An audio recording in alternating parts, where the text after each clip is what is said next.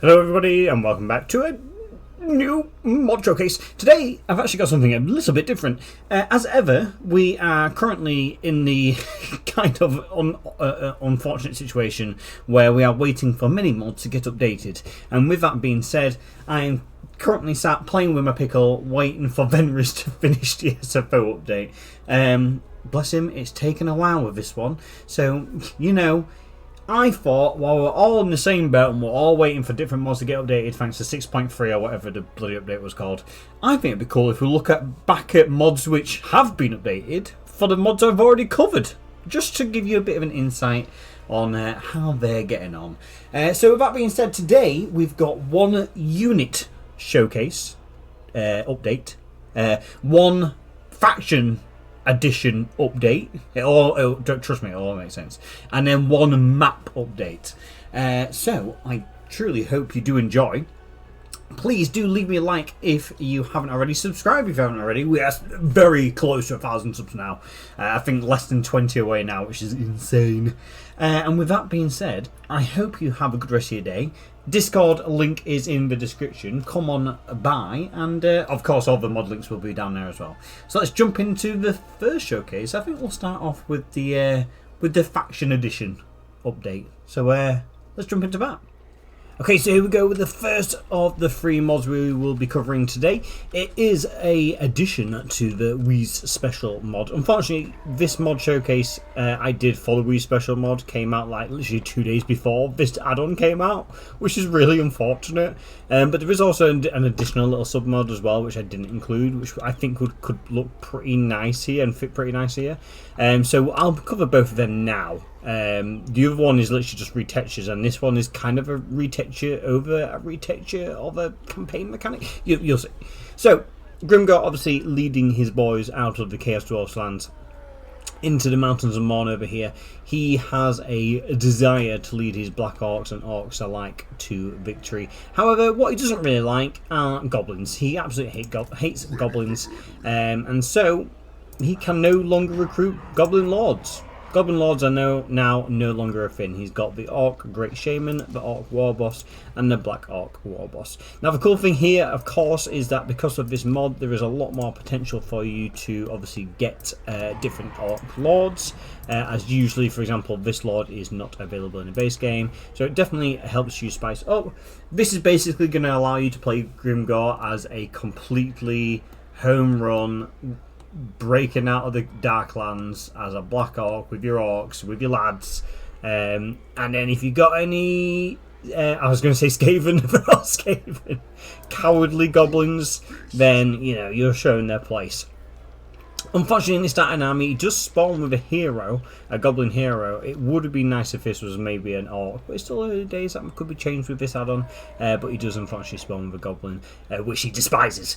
Any other goblin units you can still recruit, but they do come with debuffs. For example, the goblin archers here have a penalty to their leaderships because they are cowardly cowards who don't deserve anything more than to be thrown into a stew pot, or at least that's what Grom the Paunch would say. In terms of campaign mechanics, he plays very similar to how he would normally. However, in every major settlement there is something like this. So we'll, well, I'll just use this one for example. I don't know why I was going to pick a different settlement. I was going to pick his main settlement here, but we're here now. So here, obviously, we've got the Big Four, the Black Orc headquarters, which is obviously just, I think this is just generic. It's just going to give him the recruitment of Black Orcs as well as like recruitment rank and stuff like that, upkeep and whatnot. So again, kind of bashing into your skull, recruit Black Orcs please, because that's the whole premise of his army. Thank you very much. But in every major settlement there is this, the Effigy of Gork. So this is where it's going to really buff your orcs and the like a little bit higher. So here at tier 1, or tier 2 as it actually is, we've got the Lesser Effigy of Gork. It will give all Black Orc Lords and Heroes, so again a more precipice there on the Black Orc Lords and unique ones, heroes. Here we go spell, which is going to give all allied units around you plus 40 attack, which is insane. +3 for orc units in the province, and then a passive ability for all black orc units, which gives them spell resistance +25% when fighting in melee, which is really good. All armies in local and adjacent provinces, so that's good. That's a nice little tier 2 bonus there. Tier 3 gives the Gork Likes to Fight the spell resistance again, +5 leadership for orc units in local province, and then the bound spell for Black Orcs and Heroes again, as well as Bash 'em lads for Black Orc Lords and Heroes as well, which will give a base weapon damage of 10%, as well as armor piercing weapon damage for 10% for all allies in range as well. Now these are single uses, you can't keep them popping them off. However, as you go around more settlements, it looks like you can build more effigies and get more buffs. So, could be pretty naughty. This obviously only applies for local province. Well, they're all for local province. So, if you go too far away, you obviously don't get the benefits. However, if you build tall and not wide, you can get these benefits sooner and really go stomping around in the local area. Having a look at tier 4. Thank you. Tier 4, we've got, again, going down into local and adjacent, local province, local and adjacent, local and adjacent, local adjacent. All of the stuff we've already seen before, but instead of +5, we've now got +7 leadership for orc units, again giving your orcs a little bit more staying power, so they don't flee. And then there's also the Hand of Gork for Black Orc Lords and Heroes as well. So it's going to really buff up and really push you to basically recruit Black Orc Lords and Heroes. A very key point to take away from this is Black Orc Lords, not Shaman Orc Lords or War Boss Orc Lords or whatever. So just be mindful here what this is saying. But yeah, the Hand of Gork does give you, again, all allies in range, +25 speed, +25 charge bonus, +20 charge bonus, and +25 charge speed. So when, like I say, if you're building tall and really helping to build up your provinces, you can build these effigies everywhere you go and give your buffs to your orcs wherever you can, wherever you spread your orc mass to. The good thing I like about this is it's not actually faction wide, so you still have to build it in each of your major settlements, and like I say, you have to build them up. You don't just get instant gratification from building the tier 2 building. Here we go, still pretty good. +40 melee attack is still pretty insane, but yes, as a general rule of thumb, it's not too hot.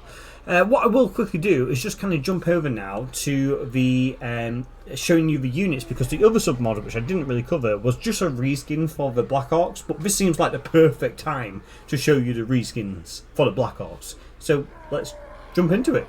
Real quick, sorry, before we jump into it, I just want to mention that you do also get access to your new legendary hero, the face, I believe his name is Borgut Face Beater, there we go. Borgut Face Beater. You do get access to Borgut. At rank 15, you will get given a quest battle, and after that quest battle, he is recruited to your army. He is Grimgor's second in command, like his lieutenant underneath him, so quite a nice addition for this mod. Again, if you're playing for thematics, if you're playing for a more themed campaign, like Malachi with the Slayers and stuff like that, then this, or Ungrim with the Slayers as well, I guess you could technically say, then this is a really nice campaign for you. So yeah, let's just quickly jump over to the Black Orcs. Let's show them off. Okay, I'm being a bit smooth brain, I'll be honest, with this Wii Special mod. I feel like it's really hitting home with the Wii Special Testament, because I feel like it's actually kind of insulting me and my intellect at this point. The Wii Special mod, which I was going to show you there, with the retextures of the Black Orcs and stuff like that, is already in the core Wii Special mod, so it's already in the mod, so what I would be showing you wouldn't actually be anything different.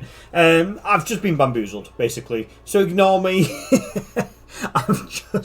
I've been made a fool out of, and I've done it to myself, I'll be honest.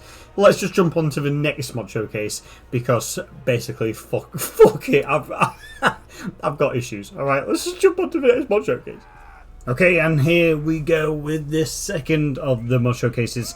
As you probably can tell by the theme of the units, this is from a Deithland mod, which I covered quite a few months ago now. It was very lacking in artillery, and I assure you now in this update, it very much is not. There is so much artillery. So without further ado, I say we just jump straight into it. So there is absolutely boatloads of artillery. And unfortunately, that is all there is. I say unfortunately very loosely, by the way. Artillery is still glorious in comparison to what we had before.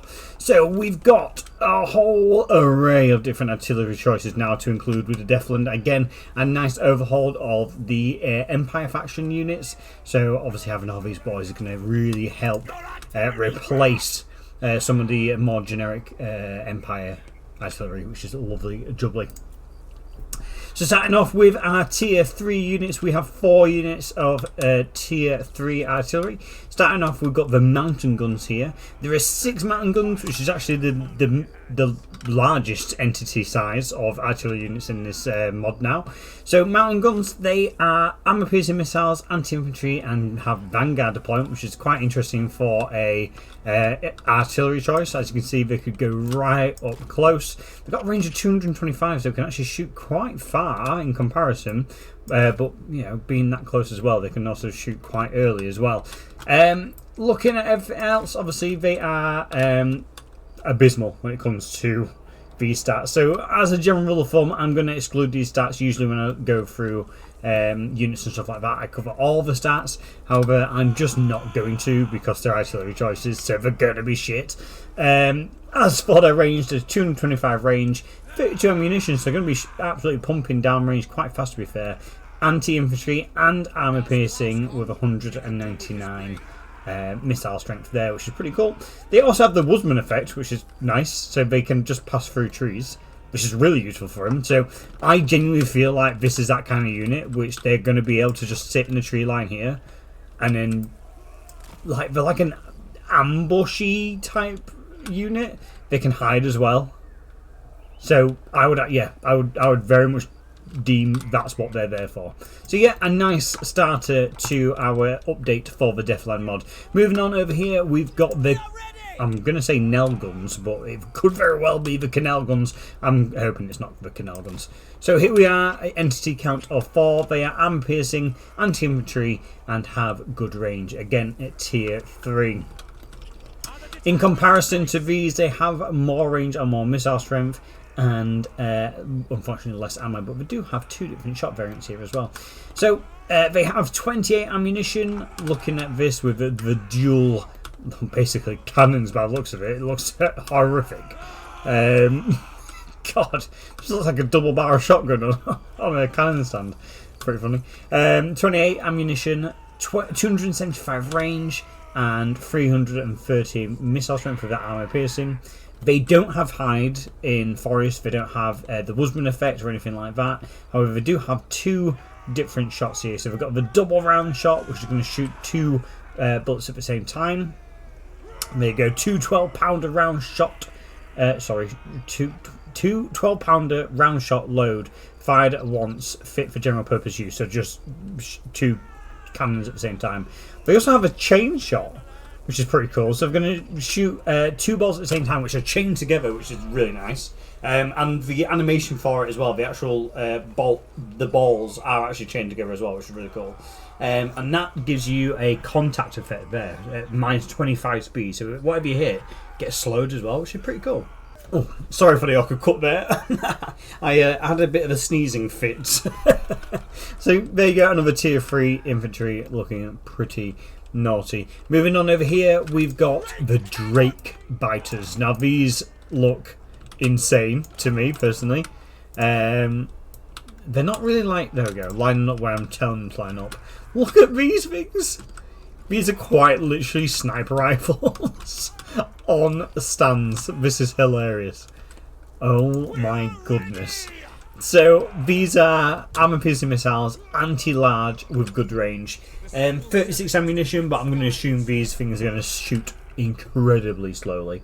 Range 475, just to give you a bit of an idea. That is insane. That is so far. That is almost like half the map, just them themselves. Jesus Christ. And then yeah, with missile strength, They have 234 missile strength, bonus fuselage, and armor piercing. So no bonus abilities there, except from they just cannot run, which is more of a hindrance than anything.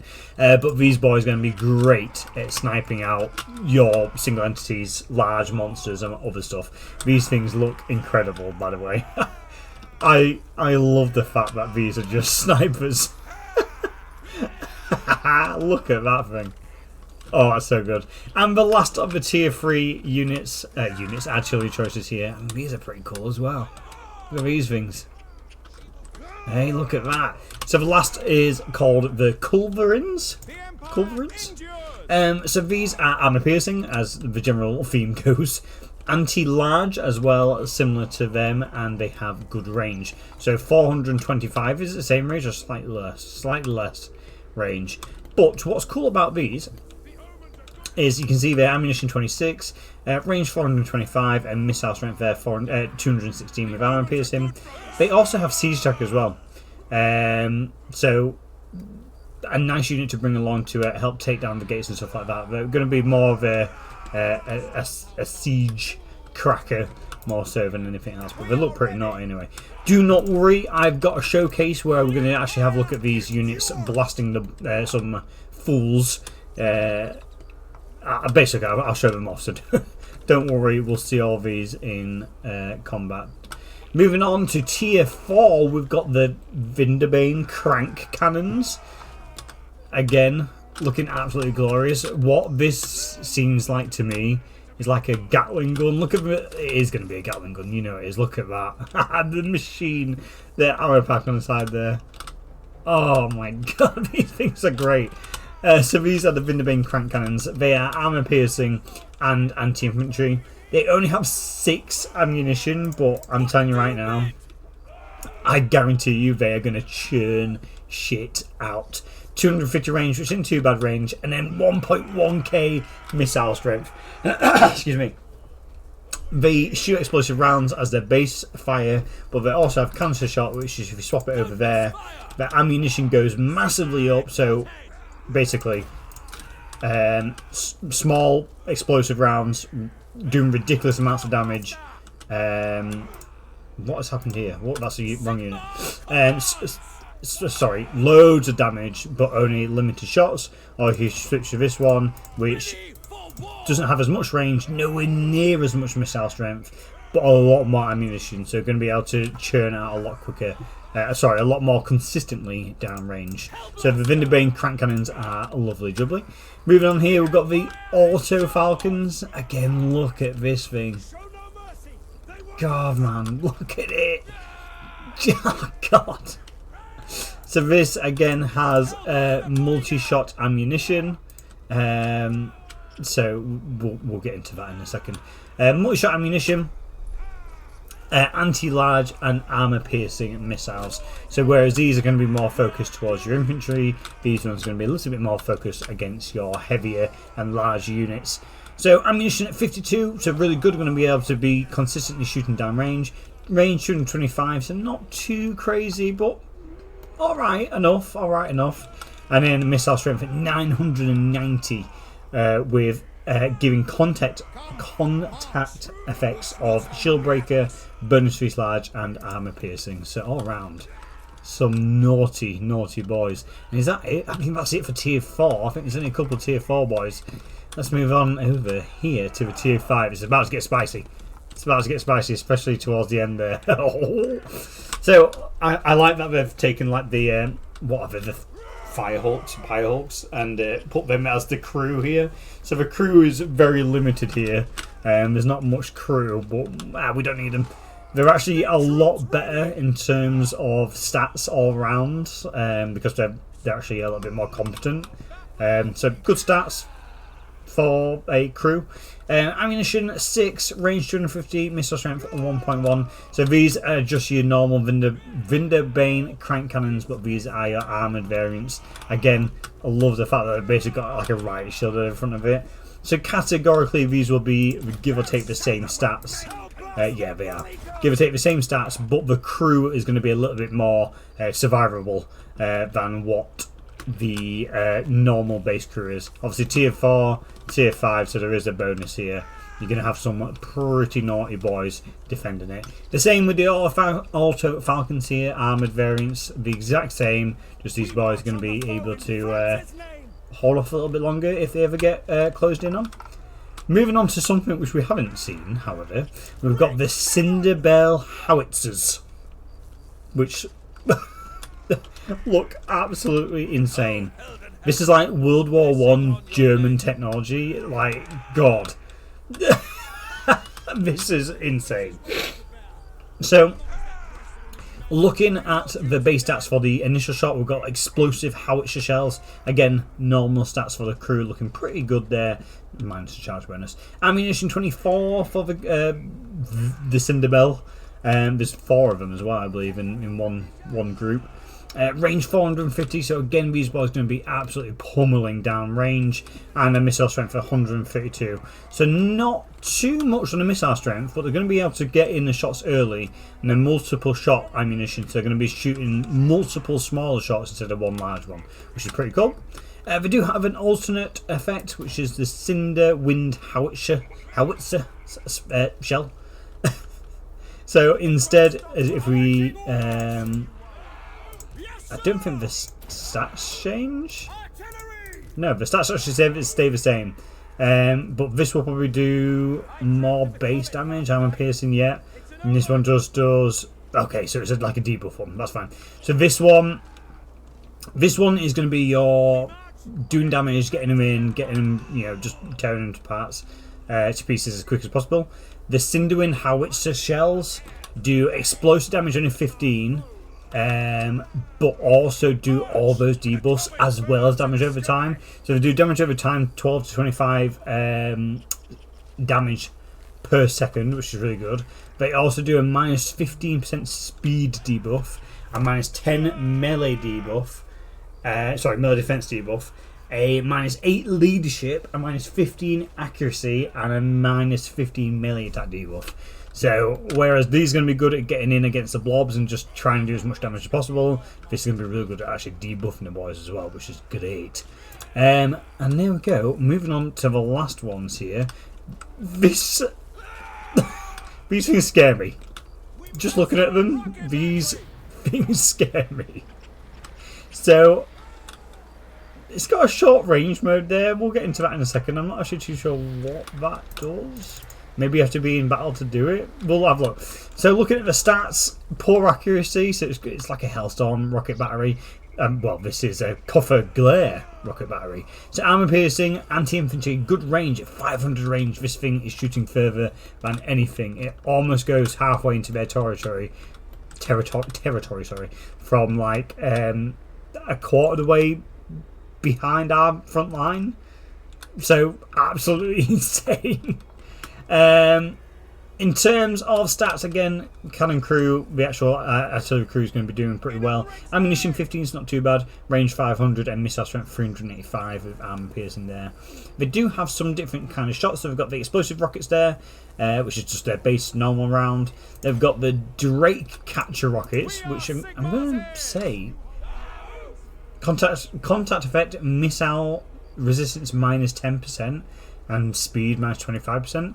But if they're churning out, see, everything changes there. So they've got bonus for each infantry as a melee crew. Yeah, look at that. So when you go onto the the Drake catchers, their stats change drastically. So they have more ammunition, but their range goes all the way down to 275.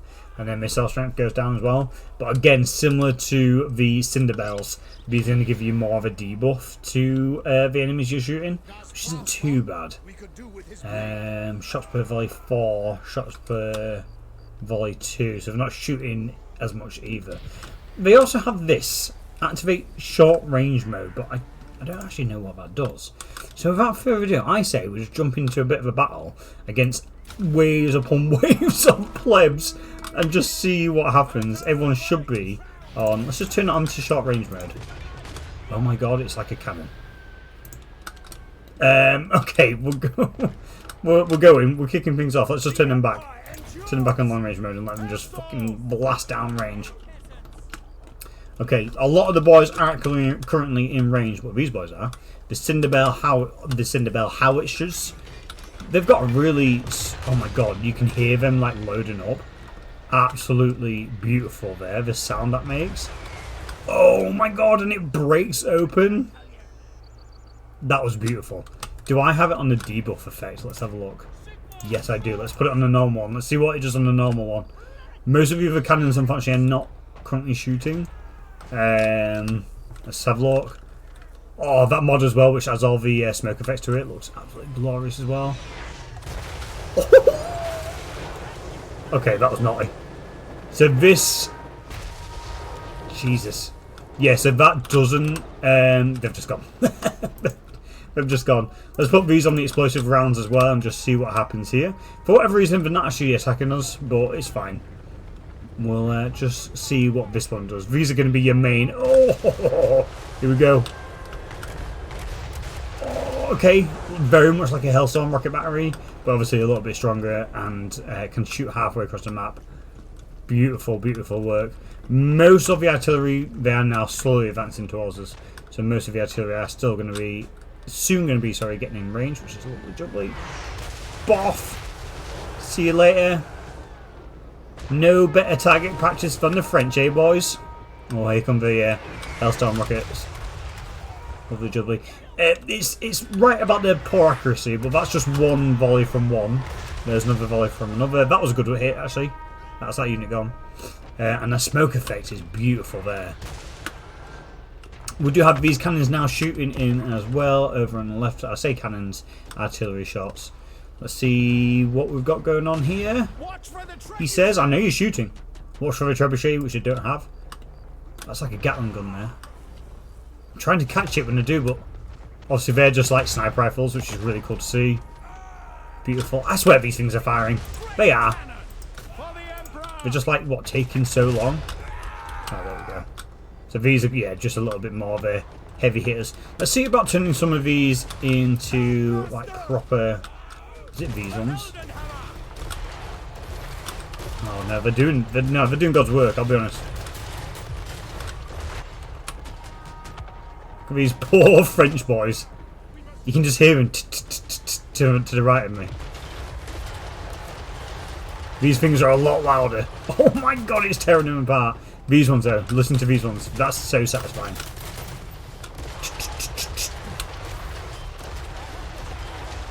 Oh, see you later, boys.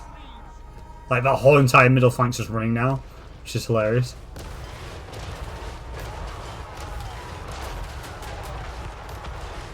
God. Oh, smoke from that covered my screen. God, this is beautiful. Oh no, they're getting close, boys. God, this unit has actually got really good morale. Hello? Hello? Oh, because the Lord's there. I bet it's because the Lord's there. He broke off. But just look at this. Look at this. They are actually making it on the right, but this is 40 units of men at arms, by the way.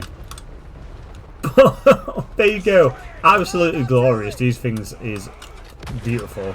Chain shot there as well. I don't know if you saw it pop out of there. The chain shot literally just took some boys out there. Unfortunately, cannon crew is not going to be very good at holding the line themselves. But yeah, beautiful. Absolutely beautiful. There goes the Lord as well. See you later. Getting absolutely sniped there by just everything, really.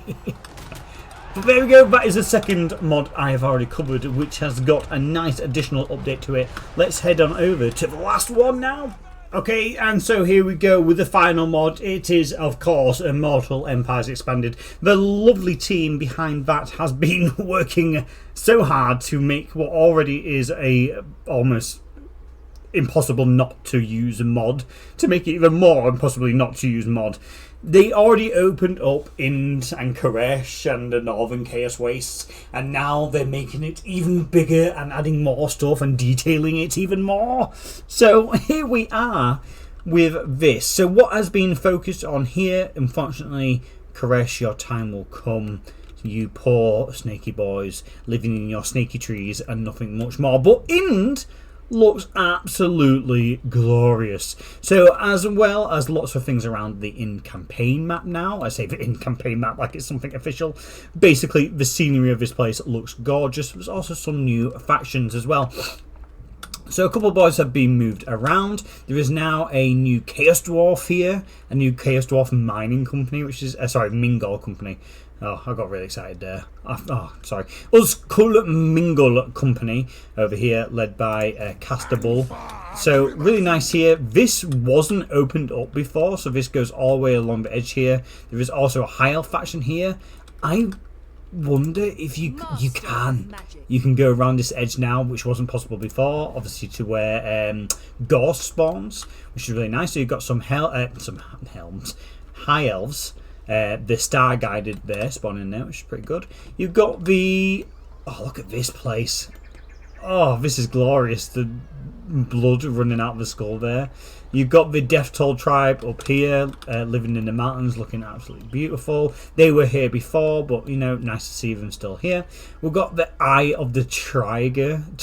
No, wait, no, that's not that. That's the, sorry, Apehorn tribe. That's the settlement, Eye of the Tiger. We've got the Apehorn tribe, which is the Beastmen tribe, which is looking pretty cool there. Nice to see some Beastmen. We've still got the Dwarves here. Is this a mining company? Oh, excavated. Firebeards, excavators here. Again, a lot has changed if you look back to my previous showcase. Again, quite a recent one. A lot has changed here. A lot of I mean, this massive river, this bending river wasn't here before. Moving more central, we've got Clan Festalingus. Sure, which is a Skaven clan, owning quite a large majority here. I just love that there's more Chaos Dwarves. I love additional Chaos Dwarf factions. I feel like they were added and then forgotten about quite quickly. Just like minor factions, just make me tingle in the Pringle. We've still got the Guest of the Raja here, kind of living a pretty haphazard life, surrounded by awful people. Over here we've got the Sun Eaters, Ogre Kingdom tribe, living quite central in the Monkey's Altar. A little bit more south, we've got the Corsairs or Spites. So these are Dark Elves, which actually used to spawn more so over here, but have moved more south down here. They also occupy this little outpost out here. I'm not even going to try and pronounce it. I will just butcher it and make everyone very, very sad. There is also a new tree people forest, Wood Elves forest. There we go. Jesus Christ. There's also a new Wood Elves forest just here, ran by Lotus Yakashi. The faction is called Lotus Yakashi, which is pretty cool. And then you've got your normal chaos down here. On the western coast as well, there is actually a new Lizardmen faction, which is the Thousands of Quaxuatan. Yeah, more Lizardmen. And then out here, there's actually like a little oil rig, which is looking pretty cool from the Chaos Dwarves. That's actually one thing I forgot to include, just before I forget, in the original showcases. There's a couple of islands added as well, base game, all the way over here, nowhere near the extended Immortal Empires map. So you've got the Crimson Hideout down here, which isn't actually occupied by anyone, which is a bit of a shame. You've then got this place, owned by some Lizardmen, so quite a nice little stop-off point in the middle there. And then you've actually got like a bit of like a pirate enclave here. Again, Chaos Dwarves, so you've got me happy. So this is the label fee of Uzkulak. Yeah, again, just a nice addition. There's Abnag Hellbeard. Just cool. Adds a little bit of flavour when you're playing as these kind of factions, which you wouldn't normally see. Obviously, being in Lustria, you're not going to really see Chaos Dwarves all too much. So having them just being there, don't get me wrong, you're going to slap them and stomp them, but it's still nice to see them. Getting back on track, we'll head back over here. Unfortunately, Ind is pretty much untouched. Koresh is pretty much untouched. Not a whole lot has changed there. It's all relatively the same, unfortunately. As we go into Cafe along the natural borders again, everything is still very similar there. One thing which has changed over here, though, so we've still got Nippon, which is exactly the same as it used to be. But as we go a little bit over here, we've got this place. Look at this. Mount Robite? Said to be sacred to the ogres of Lumbria, who daub their bellies with ash from its slopes before the feast, sorry. Drums have been heard in the fog, and broken turtle shells litter the foothills, but a few outsiders dare linger to see who left them. Lumbria, among other things, by Chaos Robbie. I, obviously, creator of the mod. I love this little place. It's just like a little ogre hellscape. Is great. So we've got Mag Roast Meter here. Roast Meter? Roast Meat? Yeah, sure. Leading the Shell Crackers tribe, which is so funny. Yeah, I like him. I like this little just offshoot of boys. That's not it. So as we move more north, we've obviously got Korea, South and North Korea, but that has changed as well. Usually it was just a fight between the chosen faction of Grand Cafe and then the Robi, Chaos Robbie. Oh my god, has it taken me this long? Is that it? Chaos Robbie? It's a chaos tribe called Okay, I feel like I've just... Yeah, okay. I feel like I'm really going smooth brain today. It used to be just like an internal war between these two factions over here. Now it has been opened up quite considerably and it looks beautiful. So now on the eastern coast we've got the return of Carnif's Sons. This is actually a Warhammer 3 Khorne faction, which was unfortunately removed and is now found its place back here, which is nice to see. The original faction's obviously getting a little bit of love getting brought back in. We also have the Black Wolf clan of Greenskins. Again, very similar to the other Greenskin clan which occupies nearby.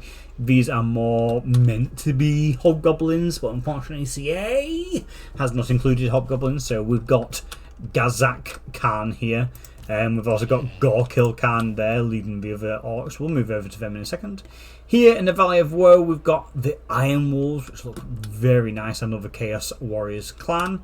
Over here on the East Coast, we've actually got some Dark Elves, which is quite cool. The Cult of Anath Rayma. So yeah, they're pretty cool. It actually goes quite far up. Usually, it actually cut off here. This teleport position, I believe, was here, and it just cut off here, so this wasn't a thing before. So they've got a couple of settlements, goes all the way up here to Safe and Sundering. And there's a Norscan tribe here called Way 2 in their Way 2 stronghold, and the Idol of Sharnor, yeah. Again, you've got your Kuj Conclave boys still being... Oh my god, look at that. That's a beautiful looking settlement. God, that is a beautiful looking settlement. I love that.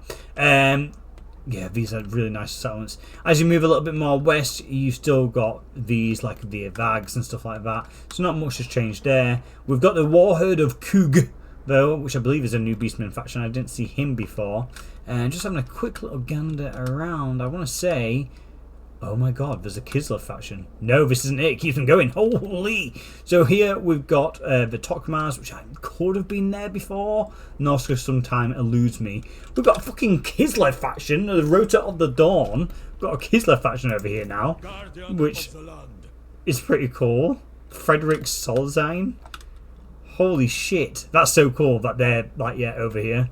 Very close to, obviously, cafes. You could even get some Kislev reinforcements, or you could sally out and go save them. Oh god, I'm lore building in my head here, but I'd love these to be like the remnants of bloody whatever his face was, the Daniel Demon human form.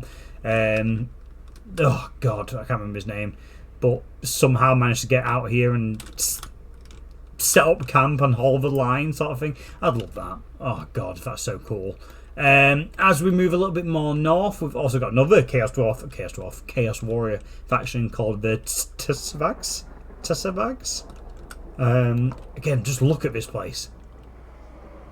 Like, this is like all holiness has just completely abandoned you. Not even going to bother trying to pronounce his name. But this place looks beautiful as well. And as we move west, we've also got another couple of Orc factions here, which is looking pretty cool. So we've got Gragamugga clan, which is actually from the Old World campaign. So I want to say they might have been able to do a little bit of a collaboration here and take some of their units, because this one definitely, and I want to say this one might be in the Old World as well, Rota of the Dawn, but I could be wrong. So yeah, really lovely. And then here, moving a little bit west, we've also got the Withered Eye tribe as well, looking very nice. I'm gonna assume we're just greenskins, not savage orcs. So yeah, really lovely. So you would like to think that's probably it. Obviously, we've got Ind and the Chaos Steps. Sorry, the steps have been expanded and it looks beautiful. But no, what also has happened is they've expanded the other side as well. So if I used a hung corridor here, not a lot on the other side. Usually you'd come out, I believe, here. Or maybe a little bit more north. No, I think it was here. But now over here on the west, it has been expanded a little bit more as well. So this is usually the natural border here where it would just kind of go along. There is now a northern pass here, which is lovely jubbly. Again, all round, not adding too much, but we've got up here a Nurgle faction, the Tide of Defilement. And also the Agol have an additional faction up here, settlement up here, the Cauldron, which is really nice. So you've got the Tide of Defilement Nurgle faction here, and it stretches all the way across. So unfortunately, only one new faction for Nurgle over here in the very northwest. And outside of that, that's pretty much all she wrote for the editions, but a glorious edition nevertheless. Just having a look over here, yeah, I think that's pretty much it. Just want to make sure that I didn't miss anything, because I did last time, and I kicked myself when I did. Everything else is still the same. However, with the update which has just come, I can almost guarantee that Koresh will get the same touch up as well, because now that Ind has been done, obviously with all the actual scenery and stuff like that, making it look really pretty, all the new effects, the Blood River and whatnot, you can guarantee Koresh will have the same thing instead of just one lone snake idol. That's all you've got.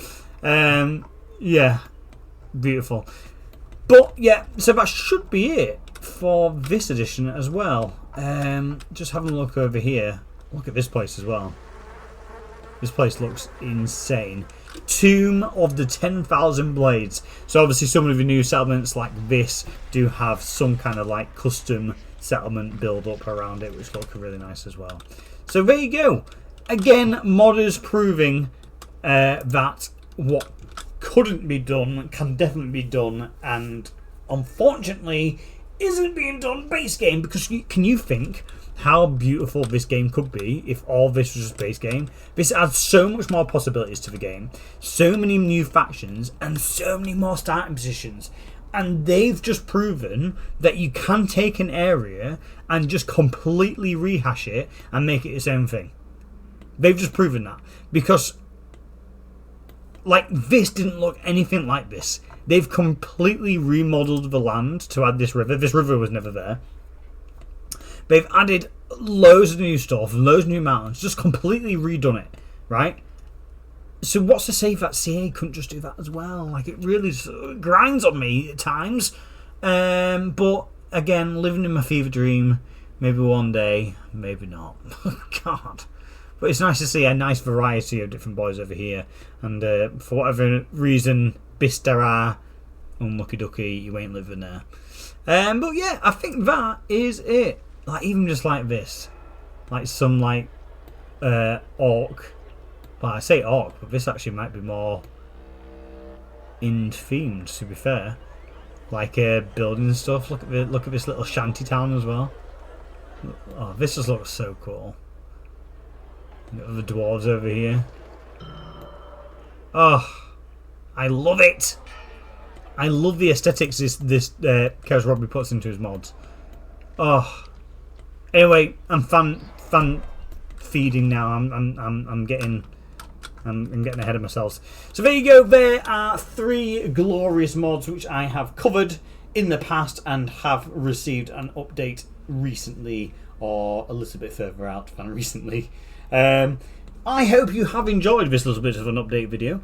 Stay tuned for more mod showcases coming in the future, but of course it'll be different ones, new ones, and then there'll be more videos like this in the future as well, where we can go back and rehash over some of the more updated ones. And again, I can guarantee you this will be another one. I guarantee you this is getting redone. I guarantee you Koresh is next. Koresh is next, and maybe even Nippon might receive a bit of a touch up. because now, just looking at Ind in comparison to Krish, okay, now all of a sudden it looks pretty bad. But with that being said, I hope you've enjoyed it. If you did please leave me a like. That would be fantastic. Subscribe if you haven't already. As I mentioned at the beginning, we are so close to 1,000 subscribers, which is absolutely glorious. And I hope you have a good rest of your day. Bye.